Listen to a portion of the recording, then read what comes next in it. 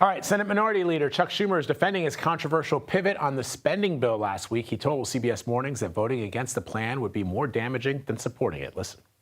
The idea that they would go to the negotiating table is they don't do it. This is a new group. This is not the old group. Let me explain. I knew when I took this vote there'd be a lot of protest, but I felt I had to do it for the future, not only of the Democratic Party, but the country. Because here's as bad as that CR bill was, and it was bad, a shutdown is 10 times worse. Let me give you what happens. Been blamed on the Democrats. And you're right, Gail.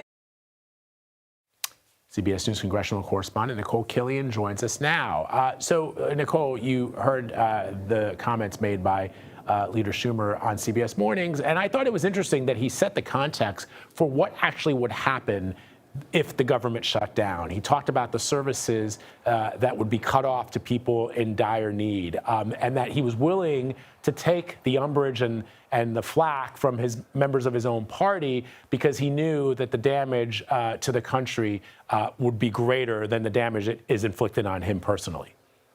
Yeah, I mean, he basically argued that Democrats would likely lose leverage if there were a shutdown, primarily because he said it would be kind of up to the Trump administration to decide who might be deemed essential. He also said, you know, he heard from some Republican colleagues who said a potential shutdown could have dragged out for 6 to 9 months. So he thought that was a worse option compared to, you know, stomaching this continuing resolution, which, you know, he didn't really think was a great bill, but certainly better than the alternative. That being said, you know, certainly there are a lot of Democrats who remain frustrated by his decision, which, of course, Gail and others pressed him on while he was at the table. Here's his response to questions about his leadership. There are people in your own party that are saying, look, it's time for you to go. They no longer trust your leadership. They want somebody else in there. What do you say about that? Here's what I say. In your own party saying yes. you've got to go. Here's what I'm saying. I'm the best leader for the Senate. We have a lot of leaders. You know, when you don't have a president, there's not one leader of the party. There are lots of them. We have a lot of good people. But I am the best at keep winning Senate seats.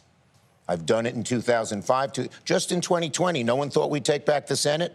Under my leadership, we took it. So we now are executing.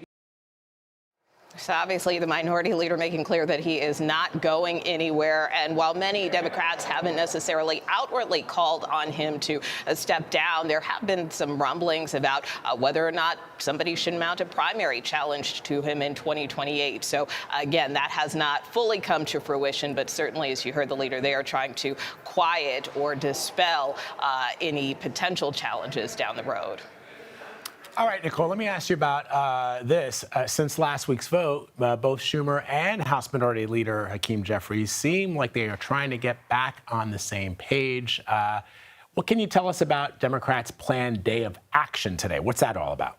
Yeah, so this is a day of action around the issue of Medicaid. Democrats are trying to use this day to highlight potential cuts to Medicaid if Republicans move forward with a budget bill to advance President Trump's agenda. Of course, a big part of that legislative agenda is extending his tax cuts, but you got to pay for that some kind of way. And so, you know, Republicans are potentially looking at making some cuts to Medicaid, although some have expressed concerns about doing that. And certainly the president has made clear that that is something that he does not intend to touch. But many argue, look, the money's got to come from somewhere. So that is what Democrats are doing. You see their leader, Jeffries, holding an event today in Brooklyn. Other members are doing it in their respective districts across the country.